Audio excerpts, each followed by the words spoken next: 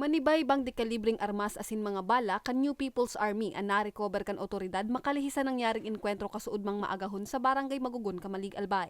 Sa impormasyon sa rong concerned citizen ang nagreport sa Kamalig Municipal Police Station dapit sa presensya nin armadong kalalakihan sa nasambit na barangay. Sa pagresponde kan otoridad, dumana nangyari ang bakbakan na nagdurar nin haros kabangang oras.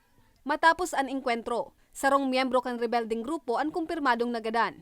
Mantang arestado sa hot pursuit operations ang duwa niyang pag-iriba na binistong si alias Marcy, 42 anyos, construction worker na may standing warrant of arrest para sa kasong attempted murder as in destructive arson. Arestado man si alias Kayeng, para oma na may standing warrant of arrest para sa kasong murder.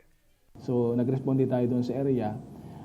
Approaching pa lang, pinaputukan na kaagad kami ng mga membro ng CTGs.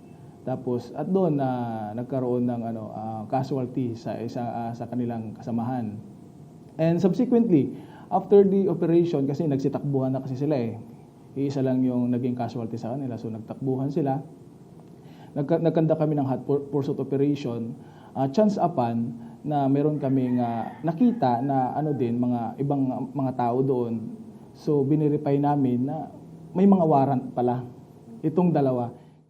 Mantang nasa kustodiya kan hipatura, ikinantama ni Kaayeng ang pigtaguan kan sa indang mga armas asin mga bala. Sa Purok 3 Barangay Panuypoy, Kamalig, Albay asin nagresulta sa pagkakarecover nin 5 M14 rifle, 3 upper receiver nin M14 rifle, 3 lower receiver asin 3 trigger assembly nin M14 rifle, sarong M16 rifle, 8 M14 steel magazines, sarong M16 long steel magazine, asin 40 cartridges nin M16 rifle, asin 729 cartridges nin M14 rifle.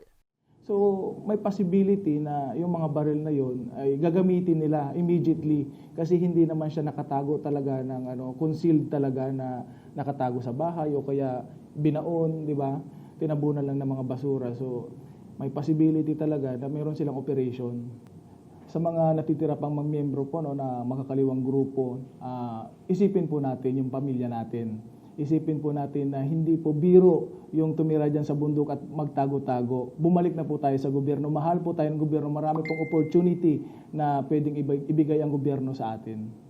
Mientras tanto, naging matrayumpo ang operasyon huli kan pinagsararong puwersa kan PNP, 31st Infantry Battalion, 9th Infantry Division, asin National Intelligence Coordinating Agency Bicol.